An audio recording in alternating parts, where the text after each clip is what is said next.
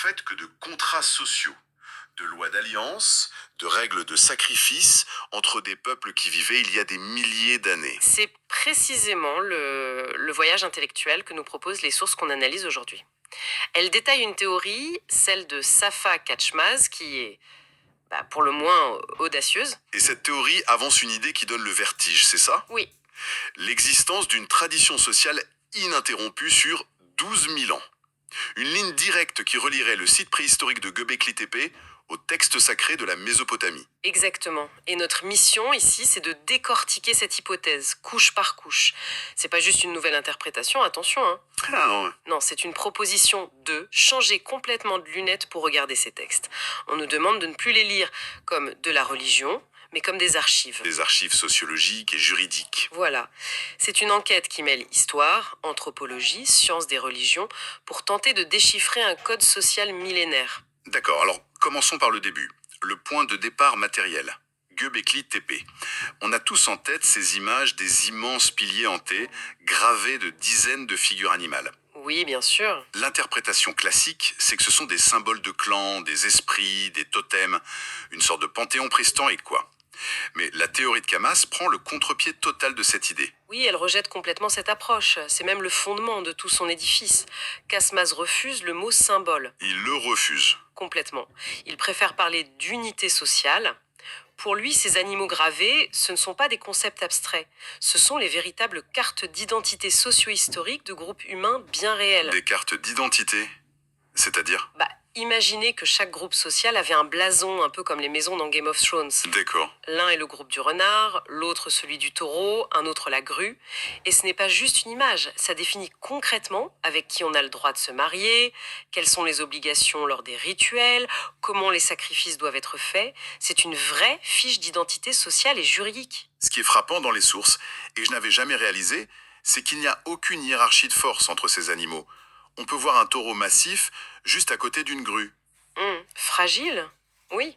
ou un léopard féroce à côté d'un simple lapin, Ça ne colle pas avec l'idée d'une adoration des animaux puissants. précisément. Et c'est un argument central. Cette égalité de traitement sur la pierre, ça prouve qu'on parle d'unité sociale distincte, mais égale en droit au sein de l'Alliance. Donc le dogme de l'adoration de l'animal le plus fort? Il s'effondre. La puissance biologique de l'animal n'a aucune importance. Ce qui compte, c'est la fonction sociale du groupe qu'il représente. Alors, si je suis la logique, Göbekli Tepe serait une sorte de parlement de pierre? Une constitution antique pour une fédération de chasseurs-cueilleurs, de bergers, c'est intéressant comme analogie. Mais est-ce qu'on ne projette pas nos concepts modernes de droit sur une société qui pensait peut-être complètement différemment? C'est une excellente question, et la théorie y répond. L'analogie est bonne, mais la réalité est encore plus complexe. Ce n'est pas qu'une armoirie. C'est un système à plusieurs niveaux qui inclut non seulement des totems animaux, Mais aussi végétaux? et des couleurs, j'ai lu ça. Oui, végétaux et même des couleurs, chacun avec sa propre fonction juridique.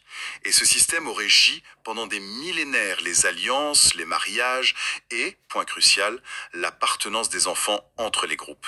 C'est le cœur du contrat. Donc les combinaisons spécifiques d'animaux dans chaque enclos circulaire de Göbekli Tepe, Comme le fameux trio taureau-renard-grue. c'est pas une simple décoration. Pas du tout. C'est la signature d'un accord. Ce trio représente une alliance particulière, avec ses propres règles de mariage, ses protocoles de sacrifice, valables pour les groupes réunis dans cette assemblée précise. Ce qu'on observe, ce n'est donc pas seulement un temple. Non, c'est le monument d'un ordre social conçu pour durer. D'accord, l'idée que Göbekli Tepe est un code civil gravé dans la pierre est fascinante. Mais je dois avouer que le lien avec des textes écrits des milliers d'années plus tard, comme la Genèse, me semble être un saut de géant. Comment la théorie connecte les deux? C'est ici que ça devient vraiment vertigineux. Prenons les grandes dualités qu'on trouve au début des textes sacrés. La séparation du ciel et de la terre, du jour et de la nuit. Les eaux d'en haut et les eaux d'en bas. Voilà, on a toujours lu ça comme une cosmogonie, quelque chose de poétique. La théorie de Katchmaz dit non, ces séparations ne sont pas cosmiques, Elles sont sociales, entièrement sociales. entièrement sociales. Comment la séparation du ciel et de la terre peut-elle être sociale? Ça paraît contre-intuitif. Prenons cet exemple. La théorie établit une équation simple. Le ciel, Gök en turc, c'est ça, ouais. oui, gök, Il représente la société acadienne, des bergers nomades qui vivent géographiquement en haut, en haute Mésopotamie. C'est l'autorité dominante. Et la terre, hier, représente la société sumérienne, des agriculteurs sédentaires vivant dans la plaine, en bas, le groupe subordonné. D'accord.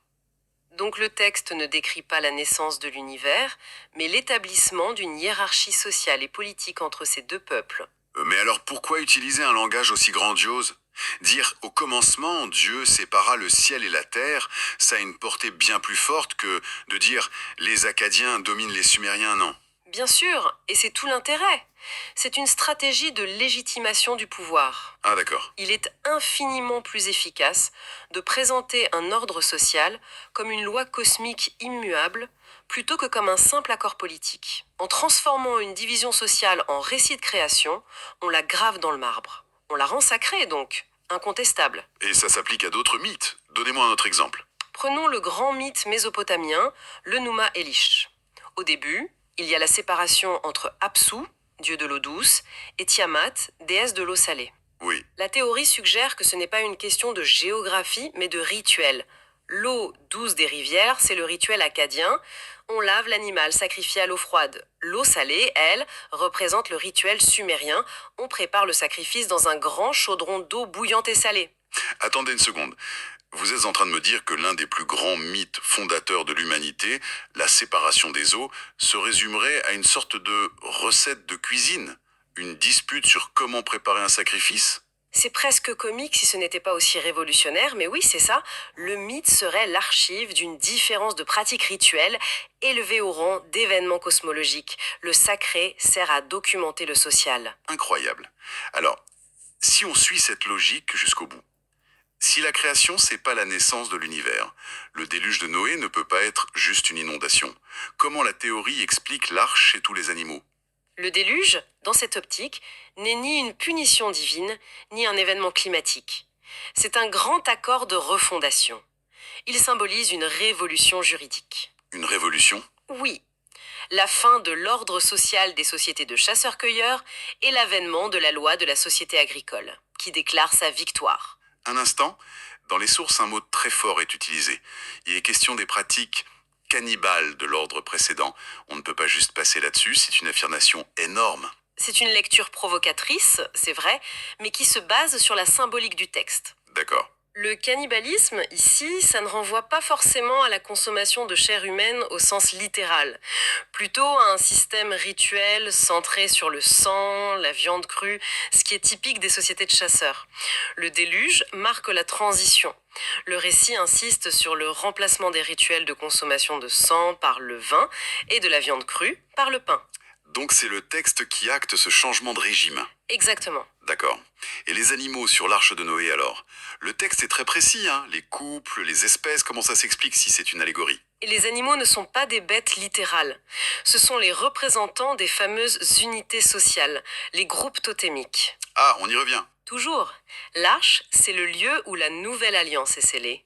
Et la théorie va plus loin en suggérant que ces animaux pourraient même représenter des sacrifices humains, où chaque groupe offre un membre en signe d'allégeance. L'arche de Noé ne serait donc pas un zoo flottant, mais une sorte d'assemblée constituante sur un bateau, avec les animaux comme délégués des tribus, validant un nouveau contrat social. C'est une excellente image. Ça change absolument toute la perspective. Et ça éclaire d'un jour nouveau le texte de la création, quand il est dit que Dieu a créé les plantes portant semences et les arbres fruitiers. Ce n'est pas une liste botanique. Non, c'est une classification sociologique. Le texte définit et intègre officiellement les sociétés agricoles à totems végétaux, comme les Sumériens, dans la nouvelle confédération. Le récit de la création, c'est la naissance d'un nouvel ordre social. D'accord, je pense que je suis la logique jusqu'ici. Mais il y a un élément dans les sources qui me semble particulièrement étrange. Difficile à appréhender. Je veux parler de ces figures de dieux châtrés ou de matriarches stériles. Ah oui, Oranos, Dumuzi, même Abraham et Sarah. Comment est-ce que ça s'intègre dans une théorie sur le droit social? c'est le cœur du réacteur, le mécanisme juridique central de la théorie. Safa Kazmas affirme que notre erreur, ça a été de voir ces figures comme des individus avec des destins tragiques. Ce qu'ils ne sont pas. Selon elle, non. Ce ne sont pas des personnages biographiques, ce sont des rôles rituels anonymes, des fonctions juridiques transmises sur 12 000 ans, le père châtré et la mère stérile. Le père châtré, la mère stérile. Ils incarnent la loi qui régit la chose la plus importante, la reproduction et la lignée. Mais pourquoi une société aurait-elle besoin de rôles aussi violents, aussi étranges? Quelle est la fonction d'un père châtré? C'était un mécanisme de garantie d'alliance, d'une ingéniosité redoutable dans un monde sans contrats écrits. Réfléchissez. Comment s'assurer qu'un pacte entre tribus sera respecté sur des générations? Je ne sais pas. La seule garantie vraiment permanente, c'est celle qui est inscrite sur le corps humain. La castration rituelle du père biologique annulait sa capacité à avoir d'autres enfants de sa propre lignée. C'est difficile à imaginer aujourd'hui. C'est comme si, pour garantir un traité international, le chef d'un État devait accepter une procédure médicale irréversible. Une garantie non pas sur papier, mais inscrite dans la chair. C'est bien ça? C'est exactement ça. Ces enfants existants n'appartenaient donc plus seulement à son clan, mais à l'alliance entière. Le contrat devenait biologique, irréversible. Le corps humain devenait le dépositaire de la loi. C'est une affirmation radicale. Est-ce que ça repose uniquement sur une relecture des mythes, ou y a-t-il des preuves archéologiques pour soutenir une idée pareille? Il y en a, et elles sont troublantes. Des découvertes sur des sites comme Karahan Tepe, Seybourchtcha ou Göbekli Tepe montrent des sculptures de phallus décapités. Et surtout des bas-reliefs qui semblent représenter des rituels de castration sur des hommes adultes, identifiés comme des pères. Et l'archéologie classique dit quoi de ça? Elle interprète ça comme des rites de passage à l'âge adulte, de puberté. Mais Kachmazi y va autre chose. Complètement. Elle y voit la preuve directe de ce système juridique. Pour elle, cette interprétation classique masque l'origine de pratiques mésopotamiennes fondamentales. Par exemple, la circoncision. Oui. Encore pratiquée par des millions de personnes, serait la continuation symbolique et adoucie de cette ancienne et brutale pratique de castration. Alors là, c'est une idée très forte. Donc un rituel pratiqué aujourd'hui par des milliards de personnes serait en fait l'écho lointain d'une pratique juridique vieille de milliers d'années, dont on a complètement oublié le sens. C'est la conclusion de la théorie. La fonction juridique a disparu, mais le rituel, vidé de son sens premier, a survécu. Donc si je tente de rassembler toutes les pièces du puzzle, les animaux sur les piliers de Göbekli Tepe sont des identités de tribus. Oui. Les mythes de création sont des contrats d'alliance. Le déluge est une réforme juridique. Et ces histoires de dieux châtrés, c'est la description d'un mécanisme légal pour garantir le partage des enfants. C'est ça ? Le texte le plus sacré de la culture occidentale serait en réalité un contrat social. C'est vertigineux. C'est un excellent résumé de la portée de cette théorie. Elle ne fait pas que réinterpréter des textes, elle ancre toute la littérature religieuse mésopotamienne dans une chronologie socio-économique de 12 000 ans, avec une origine entièrement humaine, terrestre. Ce qui mène à une conclusion encore plus radicale. Oui. Si cette lecture est juste, le moteur de la religion pendant 12 millénaires n'a pas été la foi dans le divin, mais le droit entre les humains.